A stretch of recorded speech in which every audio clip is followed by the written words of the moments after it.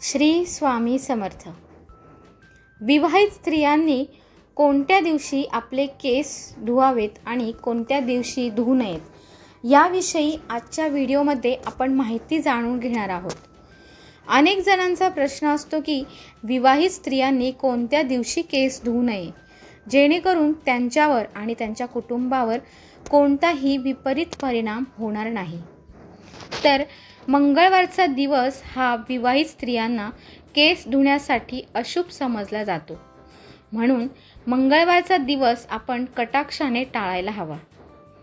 मंगळवारी आपण चुकूनही केस धुवू नयेत। त्याचप्रमाणे गुरुवारचा दिवस देखील विवाहित स्त्रियांना केस धुण्यासाठी चांगला मानण्यात येत नाही।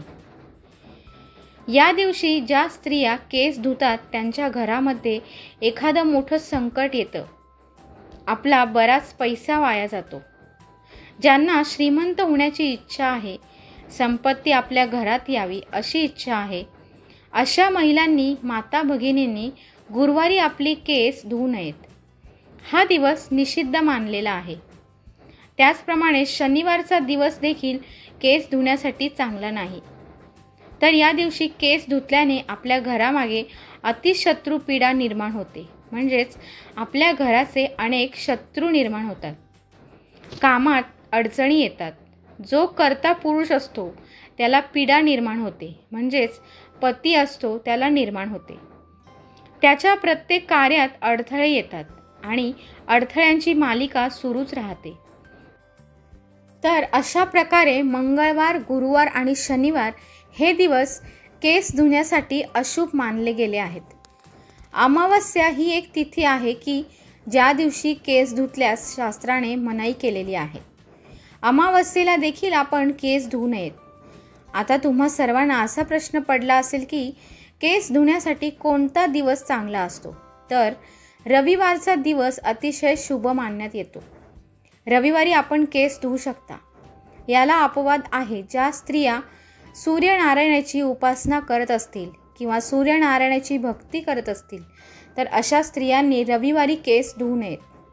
इतर सर्व स्त्रियांनी रविवारी केस धुण्यात काही हरकत नाही। सोमवारचा दिवस सर्व स्त्रिया केस धुवू शकतात।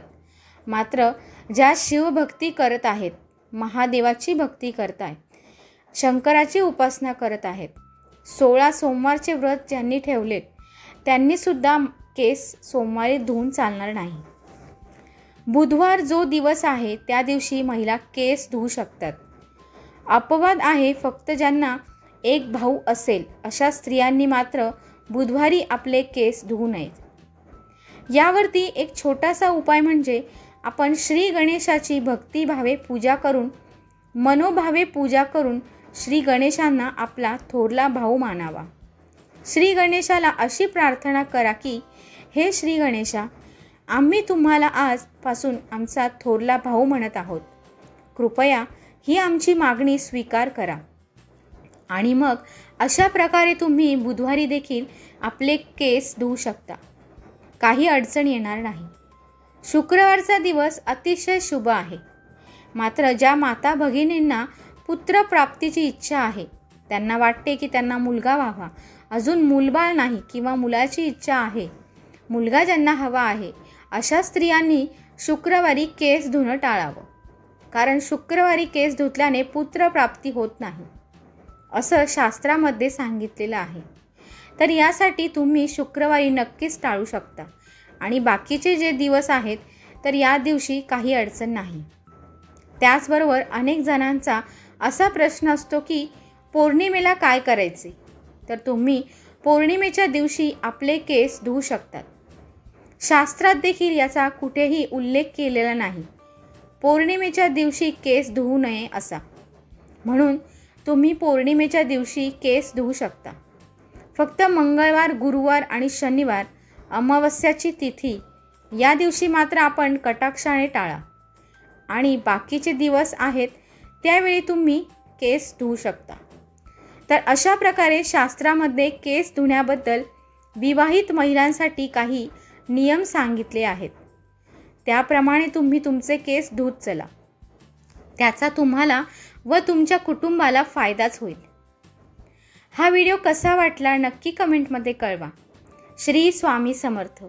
आणि सर्व स्वामी भक्तांनी कमेंटमध्ये श्री स्वामी समर्थ लिहायला विसरू नका.